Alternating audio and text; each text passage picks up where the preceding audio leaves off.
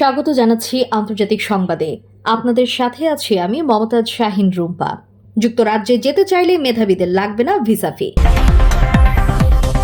এবার বিস্তারিত। নিজেদের দেশে বিশ্বের সেরা মেধাবীদের আকর্ষণ করতে ভিসা ফি বাতিলের প্রস্তুতি নিচ্ছে যুক্তরাজ্য।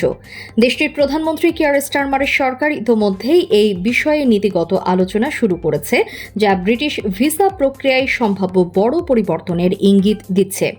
বার্তা সংস্থা রয়টার্স সোমবার এক প্রতিবেদনে জানিয়েছে, কিয়ার স্টারমারের নেতৃত্বাধীন সরকার বিশ্বের শীর্ষ বৈজ্ঞানিক, একাডেমিক ও ডিজিটাল বিশেষজ্ঞদের যুক্তরাজ্যে টানতে ভিসা ফি পুরোপুরি বাতিল করার প্রস্তাব বিবেচনা করেছে।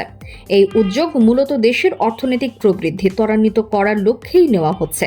সরকারের গ্লোবাল ট্যালেন্ট টাস্ক ফোর্স এই নীতির পরিকল্পনা হাতে নিয়েছে। তারা বিবেচনা করছে বিশ্বের শীর্ষ 5টি বিশ্ববিদ্যালয়ের স্নাতক এবং আন্তর্জাতিক মর্যাদাপূর্ণ পুরস্কারপ্রাপ্ত বিজ্ঞানী বা বিশেষজ্ঞরা এই ভিসা ফি ছাড়ের আওতায় আসবেন।